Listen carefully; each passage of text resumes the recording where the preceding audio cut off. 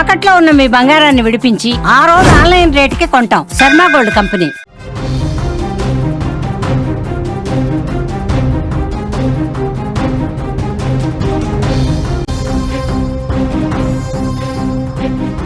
Breaking news చూస్తున్నాం. భారత్తో స్నేహ హస్తానికి China green signal ఇచ్చింది. భారత్ పర్యటనలో చైనా విదేశాంగ మంత్రి వాంగ్ యీ ప్రకటన చేశారు. మోదీ, దోవల్తో వాంగ్ యీ కీలక భేటీలయ్యారు. ఎగుమతికి అరుదైన ఖనిజాలు, ఎరువులకు సిద్ధమయ్యారు. ద్వైపాక్షిక వాణిజ్యం పునరుద్ధరణపై దృష్టి పెట్టారు. సరిహద్దు ఉద్రిక్తతలు తగ్గింపుపై ప్రధానంగా చర్చ జరిగింది. ఆగస్టు 31న చైనా వెళ్లబోతున్నారు ప్రధాని మోదీ. ఒకప్పుడు సరిహద్దుల్లో ఉద్రిక్తతలతో కయ్యానికి కాలు దువ్విన భారత్, చైనా ఇప్పుడు స్నేహ హస్తం చాచుకుంటున్నాయి. గాల్వాన్ ఘర్షణ తర్వాత చెడిపోయిన ద్వైపాక్షిక సంబంధాలను మళ్లీ గాడిన పెట్టేందుకు ఇరు దేశాలు ప్రయత్నిస్తున్నాయి. అమెరికా విధించిన భారీ సుంకాల వల్ల తీవ్ర నష్టాలను ఎదుర్కొంటున్న చైనా ఇప్పుడు భారత్ చెంతకు చేరింది. ఈ అనూహ్య పరిణామం ప్రపంచ దేశాలను, ముఖ్యంగా అమెరికాను ఆందోళనకు గురి చేస్తోంది. గత కొంతకాలంగా అగ్రరాజ్యం అమెరికా చైనాపై టారిఫ్ల వర్షం కురిపిస్తోంది. వస్తువుల దిగుమతిపై భారీ సుంకాలు పెంచింది. చైనా ఆర్థిక వ్యవస్థపై తీవ్ర ప్రభావం పడుతోంది.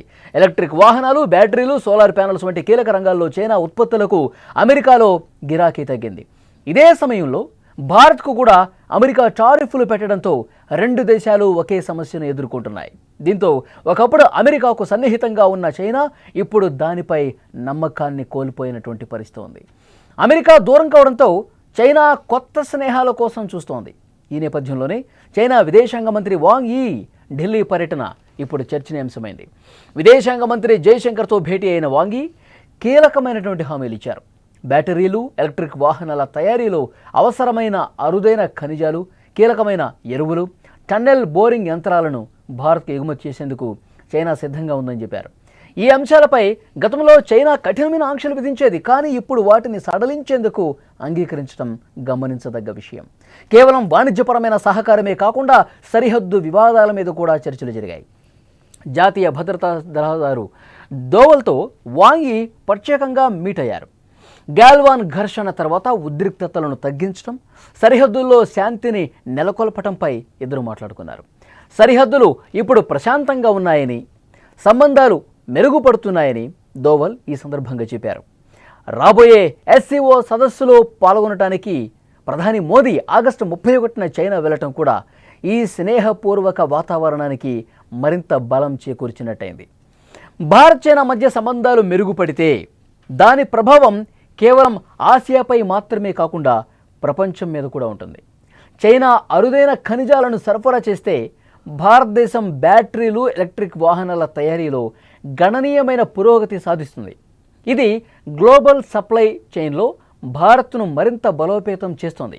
చైనా కూడా భారత్తో వ్యాపారం చేయడం ద్వారా అమెరికా టారిఫ్ల నుంచి కొంత ఉపశమనం లభిస్తుంది. అయితే కొన్ని సవాళ్లు కూడా ఇందులో కనిపిస్తున్నాయి. సరిహద్దు వివాదాలు పూర్తిగా పరిష్కారం కాలేదు. గాల్వాన్ వంటి ఘటనలు మళ్లీ జరగకుండా ఇరు దేశాలు జాగ్రత్త పడాలి. అలాగే చైనా పట్ల భారతదేశం పూర్తి నమ్మకంతో వ్యవహరించలేదు. ఇప్పటికీ అన్ని అంశాల్లో జాగ్రత్త వహిస్తోంది. భారత్ స్వయం సమృద్ధిని సాధిస్తున్న తరుణంలో చైనాపై పూర్తిగా ఆధారపడకుండా ముందుకు సాగాల్సిన అవసరం ఉంది. ఏదేమైనా ఈ రెండు దేశాల మధ్య పెరుగుతున్న స్నేహం ప్రపంచ రాజకీయాల్ని, అటు ఆర్థిక వ్యవస్థని ప్రభావితం చేయబోతుంది అనడంలో ఏమాత్రం సందేహం లేదని చెప్పాలి. డొనాల్డ్ ట్రంప్కు చెక్ పెట్టే దిశగా రెండు దేశాలు కూడా పావులు కదుపుతున్నటువంటి పరిస్థితి కనిపిస్తోంది.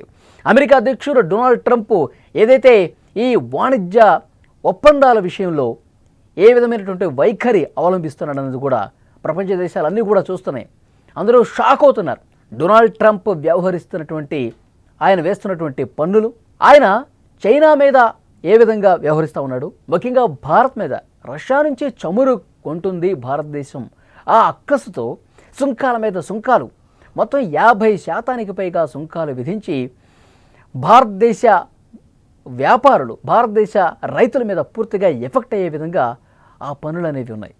సో ఏది ఏమైనప్పటికీ కూడా ట్రంప్ ఎప్పటికైనా ప్రమాదకారే అని గ్రహించింది భారత్. సో అందుకే చిరకాల స్నేహం అలాంటి దేశాల మీద దృష్టి పెడుతోంది. అందుకే రష్యా ఎప్పటి నుంచో మనకి మిత్ర దేశం, రష్యాతో ఆ బాండింగ్ ఆ విధంగా కంటిన్యూ అవుతూనే ఉంది. ఒకవైపు మన మీద వేస్తున్నటువంటి పనులతో రష్యా కూడా కొంత ఇబ్బందికర పరిస్థితులు ఎదుర్కొనే సిచ్యువేషన్ ఉంది. సో నా వల్ల భారతదేశం ఎఫెక్ట్ అవుతుంది. సో ఈ ఒత్తిడి తీసుకురావాలనే ఉద్దేశంతోనే ట్రంప్ కూడా ఈ విధంగా వ్యవహరిస్తూ ఉన్నాడు. మరోవైపు చైనాతో సరిహద్దు పరంగా కొన్ని చిన్నపాటి ఉద్రిక్తతలు ఉన్నా సరే వాటిని అధిగమించైనా సరే మనం స్నేహహస్తం అందుకోవాలి, మన వ్యాపారాలను మనం వృద్ధి చేసుకోవాలి, మన రెండు దేశాలు కూడా ఆర్థికంగా వాణిజ్యపరంగా మరింత బలోపేతం కావాల్సినటువంటి అవసరం ఉంది. ఎప్పటికైనా అమెరికా అనేది ప్రమాదకార దేశంగానే మనల్ని చూస్తుంది, ప్రమాదకారిగా మారబోతోంది. డెఫినెట్గా ఉన్నటువంటి అన్ని అవకాశాలను అందిపుచ్చుకుని సూపర్ పవర్ అని ఫీల్ అవుతున్నటువంటి అమెరికాకు మనం గట్టిగా చెక్ పెడితే, వీళ్ళకి సుంకాలు విధిస్తే వీళ్ళు ఏదో రకంగా మనకి చెప్పు చేతుల్లో ఉంటారని అమెరికా భావిస్తుంది. కానీ ఈ దేశాలకు కూడా ప్రత్యామ్నాయాలు ఉన్నాయి, అమెరికాతో సంబంధం లేకుండా వ్యాపారాలు చేసుకున్నటువంటి అవకాశాలు ఈ దేశాలకు కూడా ఉన్నాయి అని అమెరికాకి మనం రుచి చూపిస్తే అప్పుడు అమెరికా తిక్కగుదురుతుంది, అప్పుడు అమెరికా దారిలోకి వస్తుంది అన్న భావన ఈ దేశాల్లో చాలా స్పష్టంగా కనిపిస్తుంది. అందుకే రష్యా, భారత్, చైనా ఈ మూడు దేశాలు కూడా ఒక త్రిశక్తిగా ఏర్పడే అవకాశం కూడా లేకపోలేదు అని పెద్ద ఎత్తున చర్చ జరుగుతోంది. ఈ వాణిజ్య వార్ కొనసాగుతున్నటువంటి ఈ సమయంలో ఈ మూడు దేశాల కూటమి అత్యంత అవసరం అని చెప్పి భావిస్తున్నటువంటి పరిస్థితి కనిపిస్తుంది. దాంట్లో భాగంగానే మరింత ముందుకు కలిసిపోయే దాంట్లో భాగంగా స్నేహ హస్తాలు ఇప్పుడు అందిపుంచుకుంటున్న పరిస్థితి కనిపిస్తుంది. సో చూద్దాం నెక్స్ట్ పరిణామాలు ఏ విధంగా ఉంటాయన్నది.